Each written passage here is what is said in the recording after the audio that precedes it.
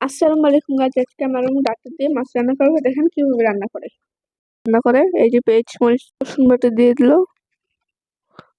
পরিমাণ মতন লবণ দিয়ে দিল, এখন হলুদ গুঁড়া দিয়ে দিল, এখন মরিচ গুঁড়া দিয়ে দিল, এখন ধনিয়ার গুঁড়া দিয়ে দিল,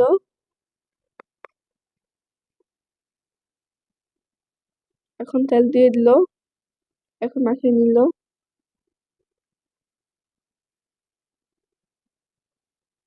এখন মাছগুলো দিয়ে দিল, এখন ভালো করে মাখিয়ে নেওয়ার পরে ডাঁটাগুলো দিয়ে দিল, ডাঁটা আর আলু, এখন আবার মাখিয়ে নিচ্ছে, এখন পানি দিয়ে দিল, এই যে এখন বসায় দিবে চুলার মধ্যে,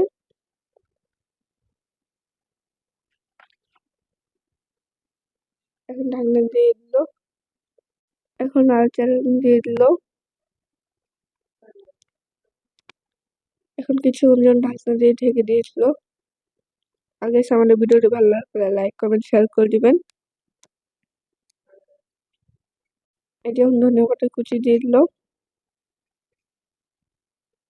এখন কিছুক্ষণ জন্য ঢাকনা দিয়ে দিয়েছিল আর আমার তরকারি হয়ে এসেছে। এই যে আমার তরকারিটি হয়ে এসেছে, এখন চুলা বন্ধ করে দিল। এই যে আমার ফাইনাল লুক। খুদা হাফেজ।